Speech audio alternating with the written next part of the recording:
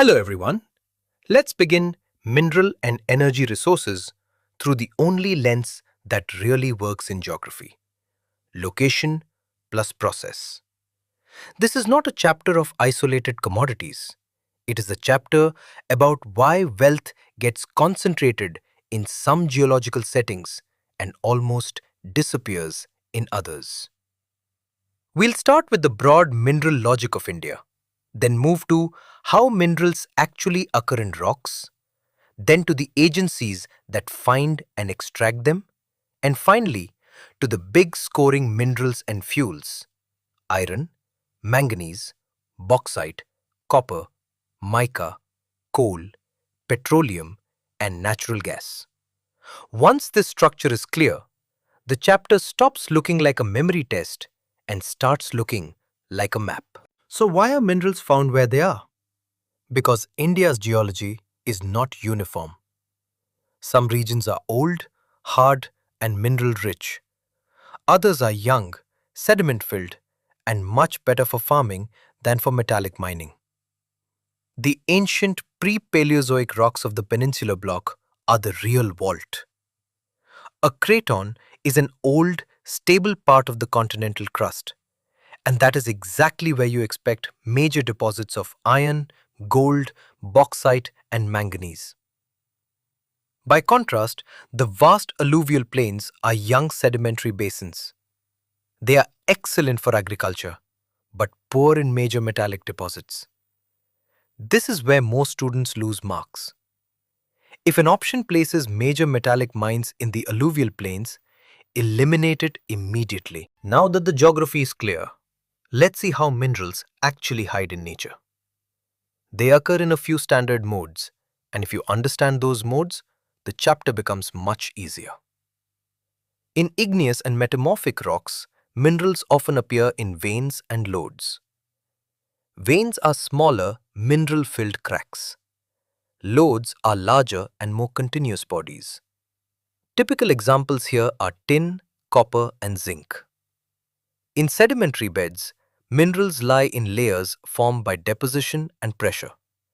Coal and gypsum fit here.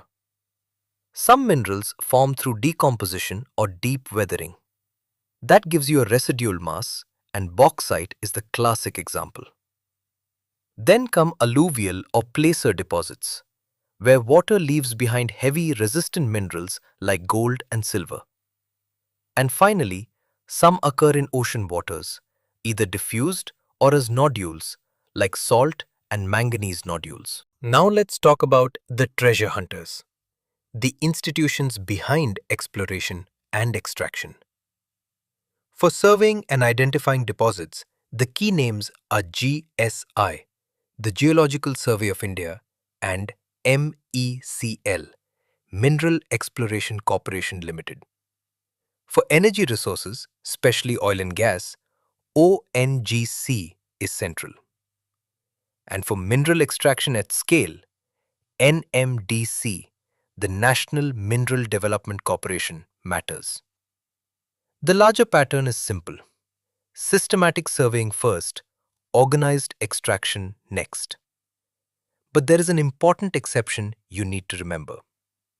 In parts of tribal Northeast India, especially places like Meghalaya, mineral ownership does not always follow the usual state-controlled pattern. Community ownership becomes important there. That is why rat hole mining appears as a family-run extraction method, especially for coal and iron. It is an exception, and exceptions are exactly what UPSC likes. Now, as methods are clear, let's organize India into its major mineral belts. The first is the non-ferrous West, especially associated with copper, zinc, and petroleum. The second is the Eastern Belt, the real storehouse, rich in coal, iron, and mica. This is the belt that dominates mineral geography in eastern India. The third is the ferrous South, rich in iron and bauxite, but notably lacking coal. This is where many aspirants oversimplify and learn only three belts. Don't. Here's a trap you need to be aware of. The Himalayan belt also exists. It is not the dominant mineral belt, but it does contribute minerals like copper, lead, cobalt, and tungsten. So never write as if India has only three mineral regions and nothing beyond them. Let's begin with the backbone of industrial geography, iron ore. India is presented here as having the largest iron ore reserves in Asia, and the two main ore types you need to remember are hematite and magnetite. The concentration is striking. About 95% of the reserves are clustered in Odisha, Jharkhand, Chhattisgarh, Karnataka, and Goa. And then come the high-yield mine names: Mayurbhanj in Odisha, Singhbhum in Jharkhand, Bailadila in Chhattisgarh, known for high-grade ore, and Kudremukh in Karnataka, marked here as strongly export-oriented. This is how toppers revise mineral geography. Not just the state, but one key mine attached to the state. Next comes manganese. And this one matters because steel is nothing without it. Manganese is essential in the smelting of iron and in making ferroalloys. A ferroalloy simply means an alloy of iron with one or more other elements to improve strength or performance. The leading state here is Odisha, especially Bonai, Kyaunjhar, and Sundargarh. Now notice the deeper logic on this slide. Odisha's manganese mines are close to steel plants. Maharashtra's important manganese zones, especially Nagpur and Bhandara, are farther away. That is the logistics trap. Geography is not just about where the ore lies. It is also about how close that ore is to the industry that consumes it. One more detail worth remembering. Manganese is found in almost all geological formations, though it is mainly associated with the Dharwar system. Now to bauxite, the mineral that leads us to aluminium. The formation process matters here. Bauxite is not a deep metallic vein deposit in the usual sense. It is a residual mass, meaning it forms after prolonged weathering removes other materials and leaves behind aluminium-rich residue. So the logic is simple. Weathered rock gives you bauxite, and bauxite gives you aluminium. The leading producer here is Odisha, especially Kalahandi and Sambalpur. The key deposit to remember is the Amarkantak Plateau, right around the Madhya Pradesh-Chhattisgarh border. Other important areas include Lohardaga in Jharkhand and Katni Jabalpur in Madhya Pradesh. If you don't connect bauxite with weathering and plateau surfaces, you're memorizing the chapter too late in the process. Now let's come to copper, and the title gives you the correct tone immediately. India is critically deficient in copper reserves. That matters because copper is one of the most important conductive metals in the economy: power systems, electrical goods, industrial wiring. The three big mining zones you must retain are Balaghat in Madhya Pradesh, which contributes about 52% of production and is the volume leader; Singhbhum in Jharkhand, the historic belt; and Khetri Junjunu in Rajasthan, the famous historic mines. This is a very typical prelims pattern. UPSC may not ask, where is copper found? It may ask, which among these is the volume leader? Or which one is the historic belt? So don't flatten all mine names into one list.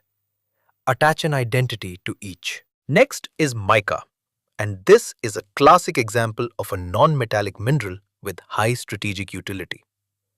Mica is indispensable in electronics because it is thin, flexible, and a strong insulator. That is the core property to retain, not just used in industry, but specifically why it is useful.